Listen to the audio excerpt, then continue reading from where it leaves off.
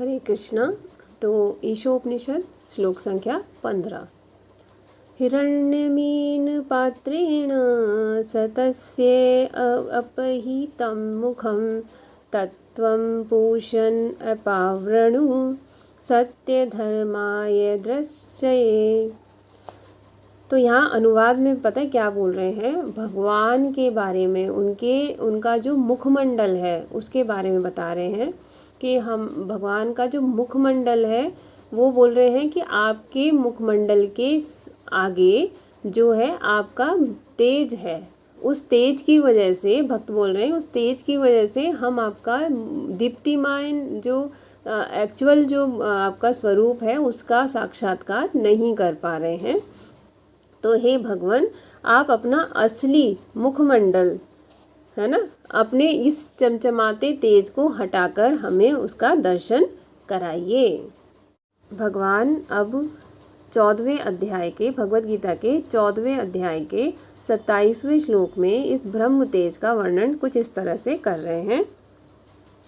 ब्रह्मणो हि प्रतिष्ठाहम् अमृतस्याव्ययस्य च शाश्वतस्य च धर्मस्य सुखस्यैकान्तिकस्य च। तो यहाँ बता रहे हैं, भगवान क्या कह रहे हैं कि मैं जो हूँ ना, मैं कृष्ण, इन तीनों चीज़ों का है ना, इस तेज का, ब्रह्म का, परमात्मा का, मैं क्या हूँ, मूल हूँ, मूल आधार मैं ही हूँ, है ना। ब्रह्म का, मैं उस निराकार ब्रह्म का क्या हूँ, आधार हूँ, जो क्या है, सिनोनियम बताए हैं सारे, अमर, अविनाशी और शाश्वत, ये इनका मतलब तीनों का सेम ही है। और जो परम सुख का स्वाभाविक पद है, मैं क्या हूँ, मैं वो मूल हूँ। ठीक है, अब आगे बोल रहे हैं कि ब्रह्म, परमात्मा और भगवान एक ही सत्य स्वरूप के तीन मूल श्रेणियां हैं, तीन पहलू हैं। ठीक है, तो तीन पहलू क्या हैं भगवान के, परम सत्य के तीन पहलू क्या हैं, ब्रह्म, परमात्मा और भगवान, ये तीन पहलू कहलाते हैं। जो लोग स्टार्टिंग करते हैं, उन स्टार्टिंग करने वालों के लिए, जो भगवान मतलब जो लोग भगवान को जानना शुरू करते हैं, उनके लिए ब्रह्म ज्योति यानी कि सहज गम्य है, मतलब वो उसको अच्छे से समझ पाते हैं जल्दी। और जो अनुभव से समझते हैं, अनुभव गम्य है, एक्सपीरियंस होता है जिन्हें, वो आगे प्रगति करते हैं और वो किसको समझते हैं, परमात्मा स्वरूप को समझ पाते हैं। और भगवान का साक्षात्कार तो परम सत्य की चरम अनुभूति है। अगर हमें उनका साक्षात्कार हो रहा है तो ये क्या है, बहुत आगे की स्थिति है। और इसका एक्सप्लेनेशन आगे भी भगवत गीता के 7वें अध्याय के 7वें श्लोक में फिर से कर रहे हैं, है ना। क्या कह रहे हैं, अथवा बहून तेन की ज्ञातेन तवार्जुन विष्टभ्याहमिदं कृत्सन् मेकाशेन स्थितो जगत। तो यहाँ पे फिर से वो बता रहे हैं, क्या बता रहे हैं कि, तो इस वाले श्लोक से भगवान क्या बताना चाह रहे हैं कि वो कह रहे हैं कि मैं जो है, मतलब इसकी ज़रूरत ही क्या है, मैं तो पूरे हर जगह स्थित हूँ, मतलब हर एक के परमात्मा रूप में, हर जीव के हृदय में स्थित हूँ, और उसी से मैं उनका पालन कर रहा हूँ। और पालन केवल भौतिक जगत का में ही नहीं, जो आध्यात्मिक जगत में भी जो कुछ भी व्याप्त है उसकी भी मैं क्या करता हूँ, उसका भी मैं पालन करता हूँ, है ना। तो आगे बता रहे हैं कि जिस श्री ईशोपनिषद के इस श्रुति मंत्र में 15वां जो मंत्र है, इसमें पूषण एक शब्द आया है, जो कि क्या है, चरम पालक, मतलब पालन तो करते ही हैं, उसमें भी चरम पालक, कोई इन्हें माने ना माने, लेकिन वो हर एक का, शत्रु भी होगा तो भी उसका पालन भगवान करते हैं। आगे बता रहे हैं कि भगवान जो है वो आनंदमय है ना, सतत, वो भी हमेशा आनंदमय ही रहते हैं। आनंदमयो अभ्यासात, तो अब यहाँ बोल रहे हैं, वो एग्जाम्पल में मतलब ऐसे बता रहे हैं कि जब वो 5000 साल पूर्व वासुदेव के रूप में जब यहाँ इस धराधाम में आए थे, तो उन्होंने जो है कई सारी लीलाएं की वृंदावन में, और वो उनको बोला जाता है कि उन्होंने क्या किया था, कई सारे असुरों का वध किया था, और वृंदावन को तो वो छोड़ के जाते ही नहीं है। और वृंदावन के अंदर वो क्या करते हैं, अपने गोप सखाओं के साथ में लीलाएं करते हैं, माखन चुराते हैं। और ये सब वो क्यों कर रहे हैं, इसलिए कर रहे हैं कि जिससे कि उन्हें वो आनंदित कर पाएँ। और ये जो चोरी करना जो है उनके लिए मतलब ये क्या नहीं है, निंदनीय कार्य नहीं है। क्यों? क्योंकि वो ये सारे कार्य किस उससे कर रहे हैं, ये कर रहे हैं वो उनको आनंद प्रदान करने के लिए। और जो गोप सखा हैं उनको भी ये सारी अनुभूति किस प्रकार मिल पा रही है, जब उन्होंने बहुत टाइम तक अपने क्या किया है, तप किया है, तपस्या की है इस चीज़ को पाने के लिए। और भगवान ये सारी लीलाएं किन के लिए कर रहे हैं, जो शुष्क मनोधर्मी हैं और जो हठ योग करते हैं, है ना, उनके लिए, उनको आनंद प्रदान करने के लिए ये सारी लीलाएं, जो मतलब ऐसे लोग जो परम सत्य की खोज में रहते हैं, उनके लिए ये सारी की सारी लीलाएं की हैं। आगे उन्होंने और भी एक्सप्लेनेशन दी है। कहाँ पे दी है? भगवान तथा ग्वाल बालों के मध्य बालपन के खेल के विषय में उन्होंने कहाँ बताया? सुखदेव गोस्वामी ने 10वें स्कंद के 12वें अध्याय के 11वें श्लोक में बोला है, इत्थं सता ब्रह्म सुखानुभूत्या दास्यं गतानां परदेवतेन मायाश्रितानां नरदारकेण साकं विजहु कृतपुण्यपुंजाः। यहाँ क्या बता रहे हैं?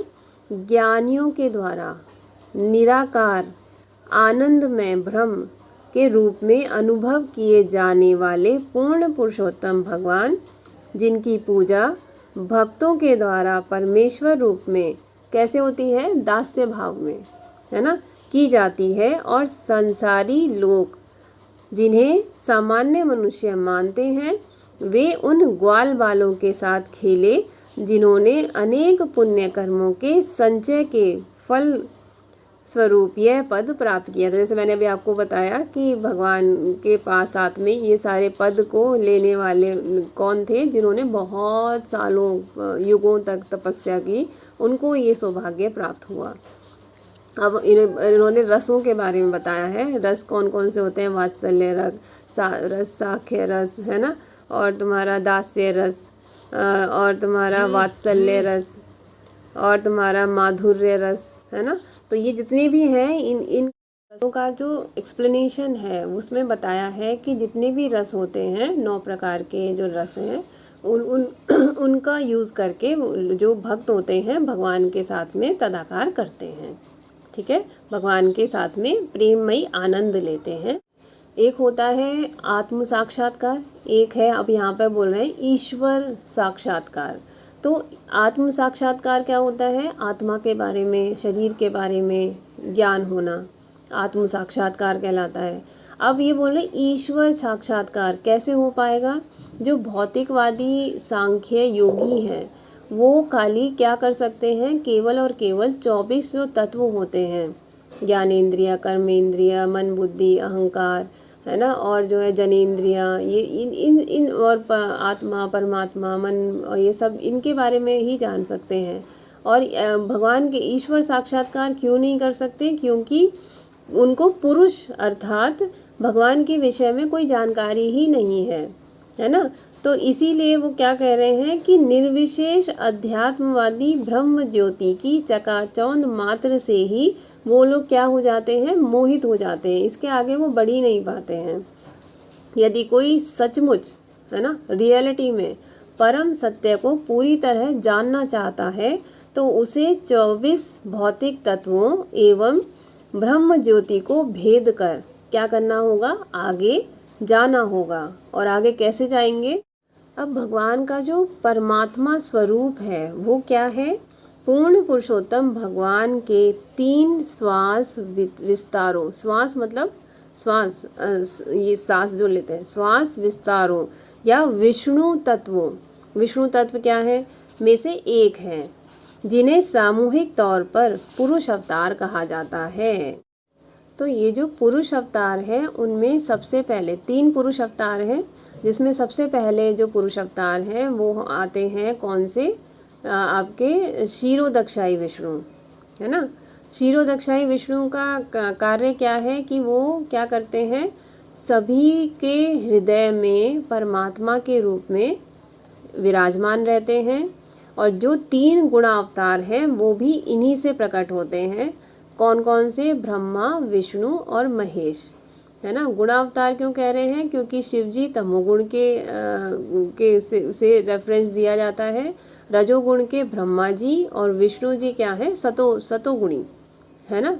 तो ये जो अब हम चलते हैं गर्भोदक्षाई विष्णु, दूसरे नंबर पे आते हैं ये गर्भोदक्षाई। गर्भ मतलब कि गर्भ जो हमारा पेट होता है, तो गर्भ में इन्होंने किसको रखा था? इन्होंने एक कमल पुष्प नाल से, एक मतलब कमल के पुष्प के से ऊपर से इन्होंने क्या किया था? ब्रह्मा जी को प्रकट किया था।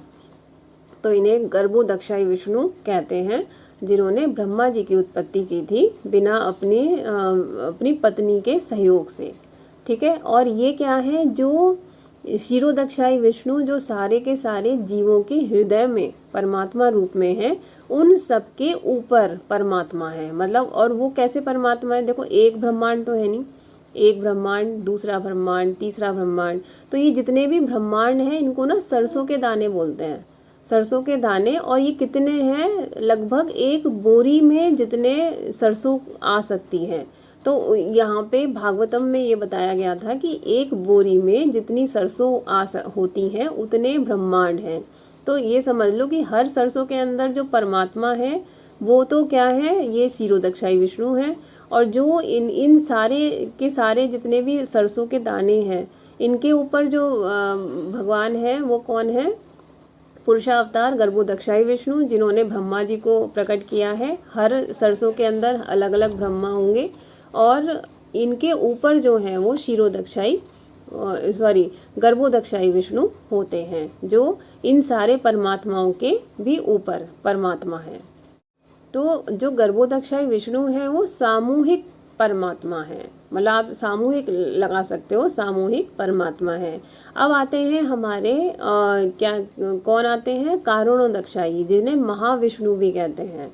अब ये क्या है? ये क्या कारण सागर में से शयन करते हैं, और क्या करते हैं?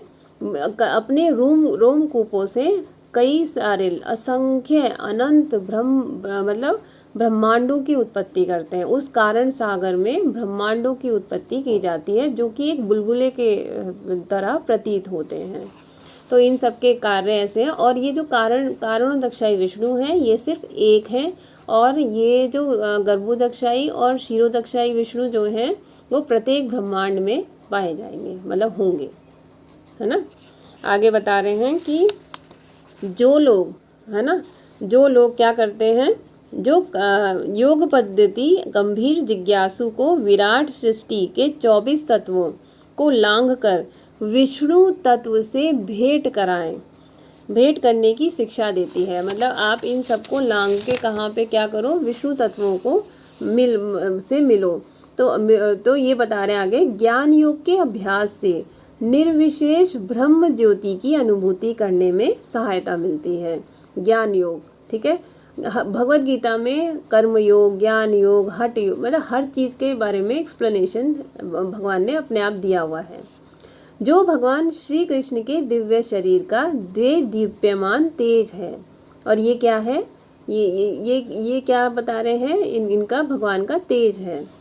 ब्रह्म ज्योति कृष्ण का तेज है। तो ब्रह्म ज्योति क्या है? कृष्ण का तेज है। और इसकी पुष्टि वो कहाँ करते हैं? 2 जगह कर रहे हैं। एक तो कर रहे हैं भगवत गीता के 14वें अध्याय के 27वें श्लोक में, और एक एक्सप्लेनेशन दे रहे हैं ब्रह्म संहिता के 5वें अध्याय के 40वें श्लोक में। और ब्रह्म संहिता में क्या बोल रहे हैं? गोविंदम आदि पुरुषम परतमहम भजामि। तो इसमें बोल रहे हैं, यस्य प्रभा प्रभवतो जगदण्डकोटि कोष्टिष्टवशेष वसुधादि विभूति त्रिविभुवन तद्ब्रह्म निष्कल्मनन्तमशेषभूतं गोविंदमादिपुरुषं तमहं भजामि। लाखों करोड़ों ब्रह्मांडों में असंख्य ग्रह हैं, ठीक है। लाखों करोड़ों ब्रह्मांड, मैंने बताया ना बोरी के अंदर सरसों ऐसे। तो लाखों करोड़ों ब्रह्मांडों में असंख्य ग्रह हैं, ठीक। और इनमें से प्रत्येक ग्रह अपनी विराट संरचना में मतलब एक दूसरे से क्या है, भिन्न है, ठीक है। और ये सारे ग्रह ब्रह्म ज्योति, अब ये तो बहुत सिंपल सी एक आगे वाली बात बताएं, ब्रह्म ज्योति के एक कोने में स्थित रहते हैं। सारे ब्रह्मांडों के जितने भी ग्रह हैं वो ब्रह्म ज्योति के एक कोने में बता रहे हैं, एक कोने में रहते हैं।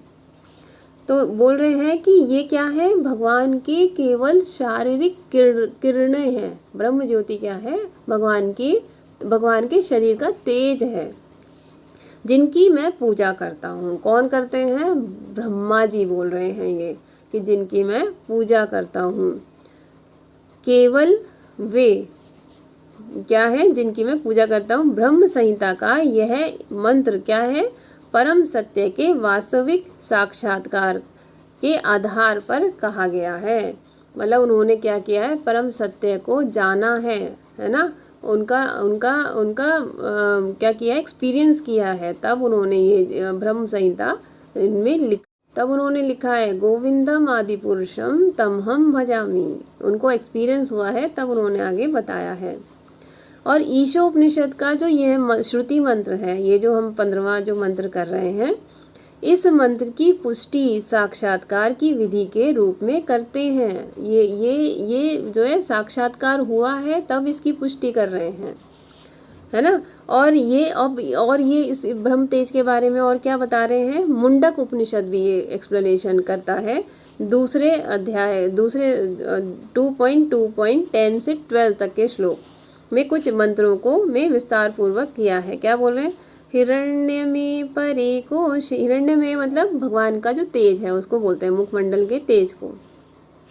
कोशे विरजम ब्रह्म निष्कलम तच्छुभ्रम ज्योतिषाम ज्योति सद्यदात्म विदो विदु ना तत्र सूर्यो भाति ना चंद्र तारकम नेमा विद्यतो भान्ति कुतो अयम् अग्निः तमेव भान्तमनुभाति सर्वं तस्य भासा सर्वमिदं विभाति ब्रह्मेवेदमृतं पुरस्ताद् ब्रह्म पश्चाद् ब्रह्म दक्षिणतश्च चोत्तरेण अधश्चोर्ध्व च प्रसृतं ब्रह्मेवेदं विश्वमिदं वरिष्ठम्।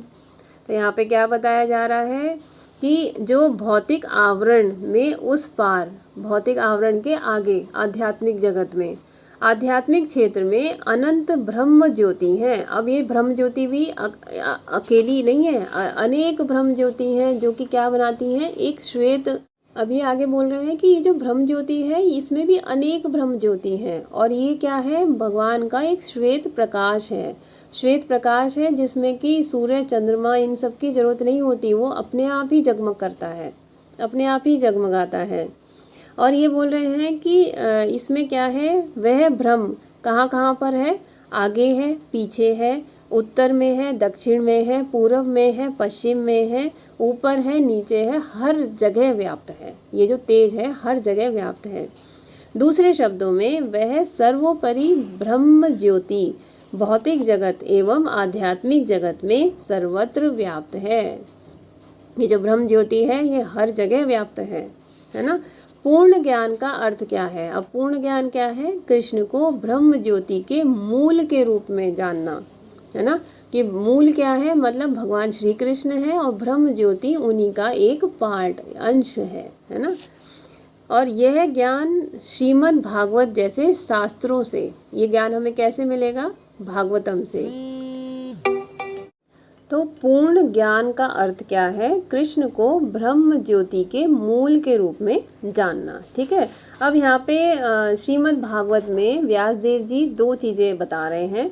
एक तो बता रहे हैं, क्या बता रहे हैं कि भगवान की अपनी अपनी अनुभूति के अनुसार, प्रत्येक व्यक्ति भगवान की अनुभूति के अनुसार परम सत्य का वर्णन करता है, ब्रह्म परमात्मा और भगवान के रूप में। ठीक है, तो अपनी अपनी अनुभूति के हिसाब से करते हैं। दूसरा श्रील व्यासदेव जी क्या बता रहे हैं कि यह कभी नहीं कहते कि श्रील व्यासदेव ये कभी नहीं कहते कि परम सत्य एक सामान्य जीव है। सामान्य जीव तो ऑलरेडी है ही नहीं, बिल्कुल भी नहीं है। जीव को कभी भी सर्वशक्तिमान परम सत्य नहीं मानना चाहिए। यदि जीव ऐसा होता, अगर ऐसा होता तो वो भगवान से प्रार्थना ही नहीं करता। क्या प्रार्थना नहीं करता? कि आप अपने तेज को हटाइए और मुझे अपने दर्शन दीजिए, है ना। वो ऐसा कभी कहता ही नहीं। वो तो ये कह रहा है ना कि तेज को हटा के मुझे अपना साक्षात्कार कराइए, तो जिससे जीव उनके वास्तविक कमल मुख का दर्शन कर पाए, है ना। तो कंक्लूजन क्या निकलता है इस ये जो हमने मंत्र पढ़ा, उसका कंक्लूजन क्या है? कंक्लूजन ये है कि जो परम सत्य की शक्तियों की जानकारी, जिन मनुष्यों को परम सत्य की जानकारी नहीं हो पाती, तो उसे निराकार ब्रह्म की अनुभूति होती है ना। जिन्हें जानकारी नहीं है वो निराकार ब्रह्म की जानकारी रखते हैं। और इसी प्रकार जब किसी को भगवान की भौतिक शक्तियों की अनुभूति होती है ना, और किंतु उनकी आध्यात्मिक शक्तियों की, भौतिक शक्तियों के बारे में उसे पता लग रहा है, लेकिन आध्यात्मिक शक्तियों के बारे में ज्ञान नहीं रहता या अल्प ज्ञान रहता है, थोड़ा ज्ञान रहता है, तो वो परमात्मा का साक्षात्कार उसे होता है। आगे बता रहे हैं, इस प्रकार परम सत्य की ब्रह्म तथा परमात्मा दोनों, आगे बोल रहे हैं, इस प्रकार परम सत्य की ब्रह्म तथा परमात्मा दोनों ही अनुभूतियाँ आंशिक साक्षात्कार हैं। किंतु जब कोई हिरण्य पात्र, कोई हटने के पश्चात, है ना, अगर वो तेज हट गया, उसके पश्चात पूर्ण पुरुषोत्तम भगवान श्री कृष्ण का पूर्ण शक्ति के साक्षात साक्षात्कार करता है, तो उसे क्या बोलते हैं? वासुदेवः सर्वम इति। अर्थात मूल भगवान श्री कृष्ण जो वासुदेव के रूप में जाने जाते हैं, वे सब कुछ हैं, ब्रह्म, परमात्मा तथा भगवान। वे भगवान मूल के समान हैं और ब्रह्मा तथा परमात्मा उनकी शाखाएं हैं। जिन्हें ये पता चल जाता है तो वो क्या कर सकते हैं? भगवान को भगवान मानते हैं। मूल भगवान कौन है? श्री कृष्ण। अब ना कुछ कंपैरिजन बता रहे हैं। उन कंपैरिजन में जो भगवत गीता का 6वां अध्याय है, उसका 46 और 47वां श्लोक क्या कहता है कि बोल रहे हैं कि निराकार ब्रह्म के जो उपासक हैं वो कौन है? ज्ञानी। परमात्मा स्वरूप के उपासक कौन है? योगी। और जो भगवान श्री कृष्ण के उपासक हैं वो कौन है? भक्त। ठीक है, इन तीनों के बारे में बताया। अब इसमें भी आगे भी और क्या बता रहे हैं? वैदिक ज्ञान का अनुशीलन जिन लोगों ने किया है, मतलब ऐसे ज्ञानी जिन्होंने वैदिक ज्ञान का अनुशीलन किया है, वे सामान्य सकाम कर्मियों से, जो फल की इच्छा करते हैं, ऐसे लोगों से वो क्या है? बेहतर हैं। कौन बेहतर है? जो वैदिक ज्ञान का जिन्होंने अनुशीलन किया है, वे सामान्य सकाम कर्मियों से बेहतर हैं। लेकिन योगी इनसे भी बेहतर हैं। अब योगी को ज्ञानियों से भी बेहतर बताया है। इन सब योगियों में से जो पूरी शक्ति से भगवान की निरंतर क्या करते हैं? सेवा करते हैं, वे सर्वोच्च हैं। वो कौन होते हैं? भक्त होते हैं, है ना। तो यहाँ पे बता रहे हैं कि एक दार्शनिक विचारक श्रेष्ठ है श्रमिक से, ठीक है। फिर एक योगी जो है वो श्रेष्ठ है एक विचारक से। और इन सब में भी क्या बोल रहे हैं? सभी योगियों में से वह योगी कौन सा? जो भक्ति योग का पालन कर रहा है, भक्ति योगी, और निरंतर भगवान की सेवा कर रहा है, और वो भी उसमें भी आगे वर्ड लगाया निरंतर, तो वो क्या है? सर्वश्रेष्ठ है। तो श्री ईशोपनिषद हमें इसी पूर्णता का पथ दर्शाती है। तो ये जो मंत्र है इसमें क्या बताया है कि ब्रह्म ज्योति क्या होती है? भगवान के शरीर का आवरण है, भगवान के शरीर से उत्पन्न एक तेज है। और ये तेज भी क्या है? बहुत सारे तेज हैं, मतलब बहुत सारी ब्रह्म ज्योति है। जो उसके बाद में बोला कि बहुत सारी ब्रह्म ज्योति में भी जो श्वेत ज्योति है वो क्या है? पूर्ण ज्योति है, जिसमें कि उनका जो क्षेत्र है उसमें उनको सूर्य चंद्र इन सब की आवश्यकता नहीं पड़ती है। फिर बता दिया उन्होंने, कैटेगराइज कर दिया कि पुरुष अवतारों को अगर आप जानोगे, उनके बारे में आपको पता होगा वो लोग कैसे कैसे कार्य करते हैं। फिर उसके बाद में फिर और बताया उन्होंने कि क्या बता रहे हैं कि ये इस जो भगवान की जो लीलाएं उन्होंने वृंदावन में की, वृंदावन से वो कहीं जाते नहीं हैं, इसका मतलब वो कैसे पालन करते हैं, है ना, और कैसे रक्षा कर रहे हैं, पालन कर रहे हैं, वो कैसे अपनी शक्ति के द्वारा किस तरह से पूरे में व्याप्त हैं। ये कौन कौन लोग उन्हें जान पाते हैं, कौन लोग सिर्फ एक पहले स्टेज पे रहते हैं, कौन लोग दूसरी स्टेज परमात्मा पे आते हैं, कौन लोग जो है भगवान को जान पाते हैं। तो भगवान को जानने वाले कौन है, 24 तत्वों और जो भौतिकता है, आध्यात्मिकता, इनसे जब आगे निकल जाते हैं। तो बताया था ना पूर्णमिदम, है ना। और इसमें ब्रह्म संहिता बहुत सारे जो है तथ्य बताए हैं कि यहाँ यहाँ पर ये एक्सप्लेनेशन दी हुई है। तो ब्रह्म ज्योति और ये परमात्मा क्या है कि जो मूल है वो क्या है, हमारे भगवान श्री कृष्ण मूल है और उनसे ये सारी चीज़ें उद्भूत हैं। तो ये यहाँ पर इसका एक्सप्लेनेशन है, निष्कर्ष है कि ये कौन किससे श्रेष्ठ है, क्या है, ये पूरा बताया। ज्ञानी, योगी और भक्त, इनके बारे में डिफरेंस बता दिया कि कौन जान सकता है भगवान को सही तरीके से, कौन किस उनका साक्षात्कार करने के लिए भी कौन कैपेबल है, ये इन्होंने बताया। तो इसमें यही बता दिया कि भक्त ही भगवान को पूर्ण रूप से जान सकता है। हरे कृष्णा।